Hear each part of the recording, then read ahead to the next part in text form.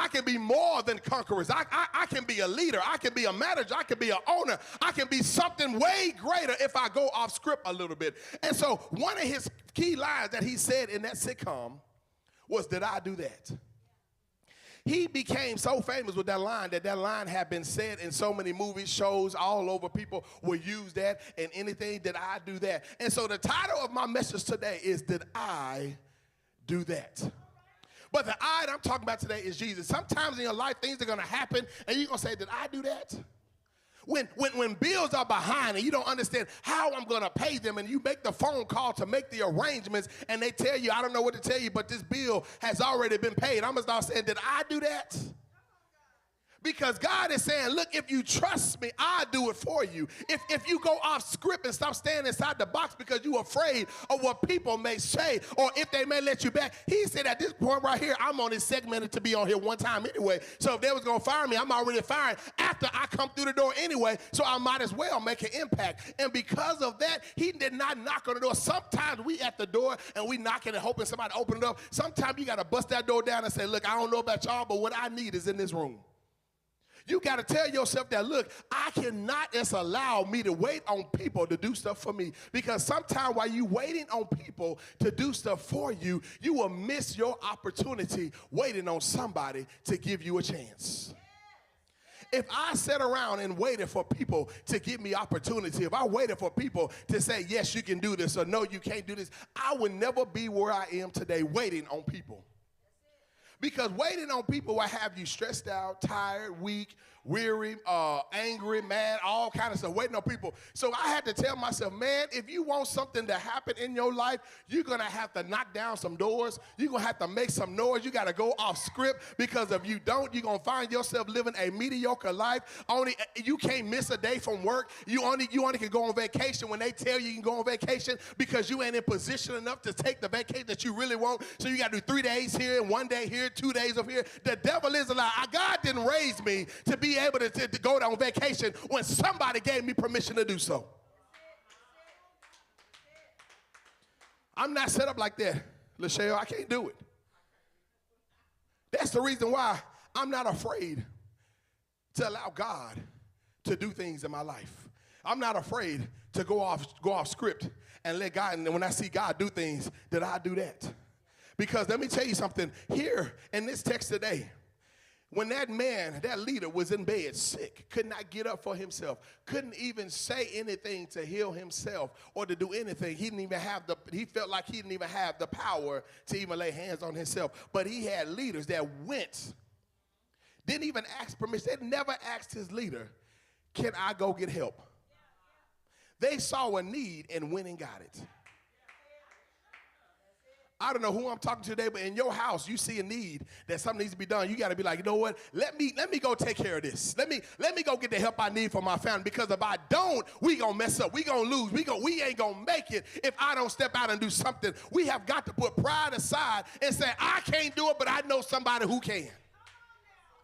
We will sit in our houses, we will sit in our cars, we will sit in our jobs, and we will find ourselves failing, and we won't ask for help.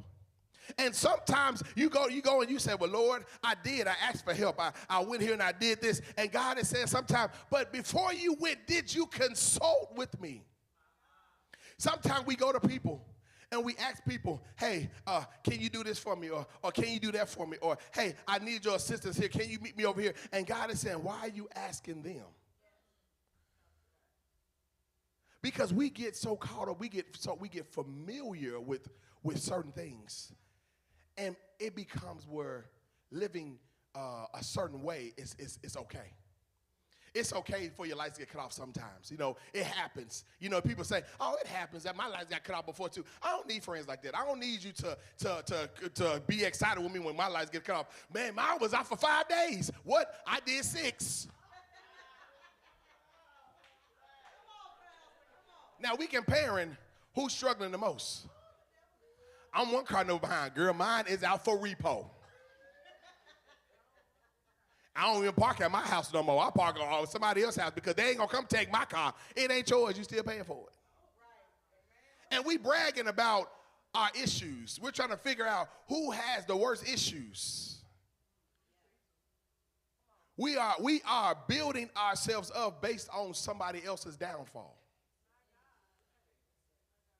Let me tell you something. Me and Pastor Ken was talking last night, and I told her, I said, man, I remember when we first got married, and I was working at a job, and the job had laid pretty much the whole department off, laid about 20 of us off at it, like 25.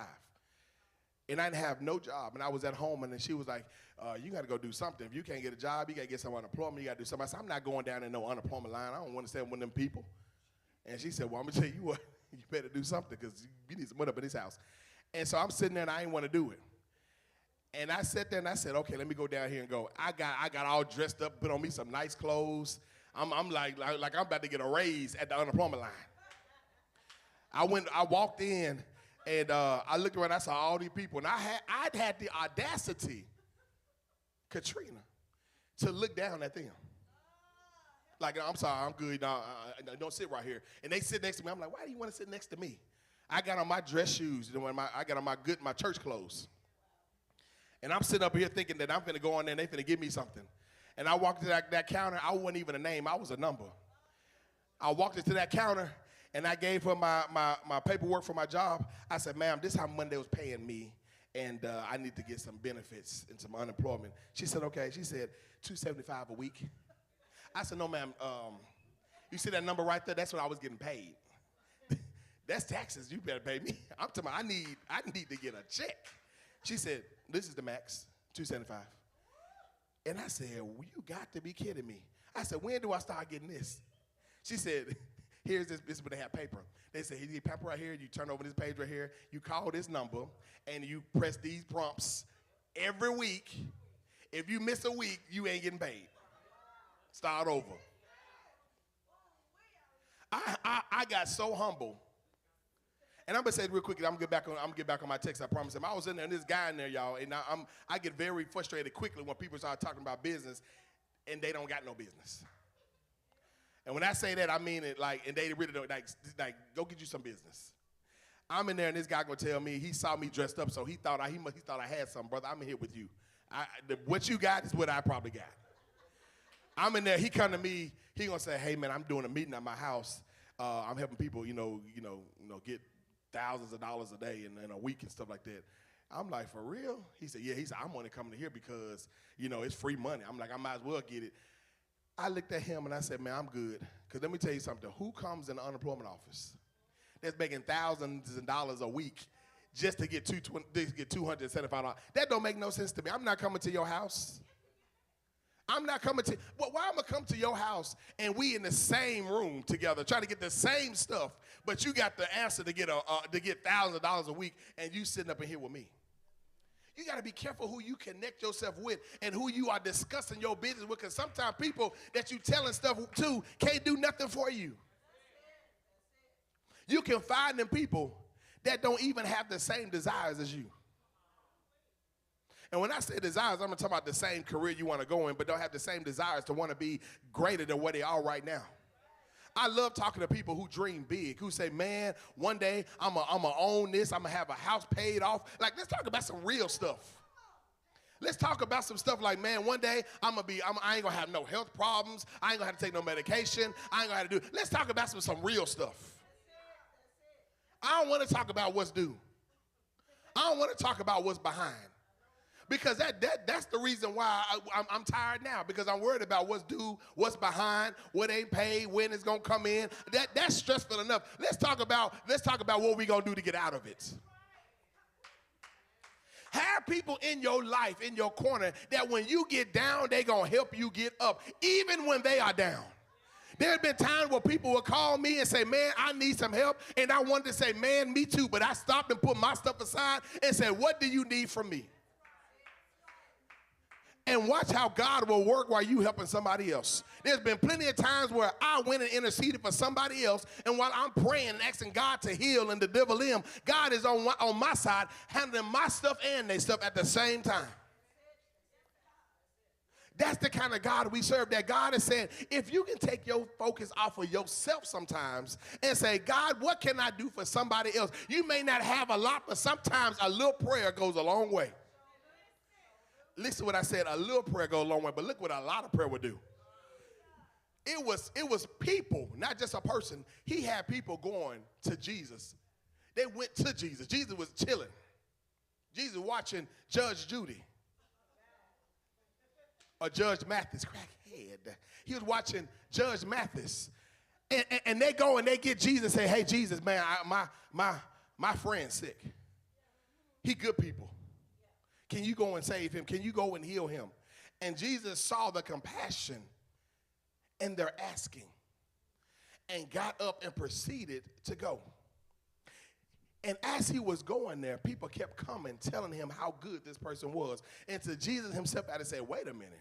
Where I come from, I don't even see faith like this. Is there somebody in your life now or people in your life now that when you are down, they're gonna go and say, no, not today. We finna pray against this.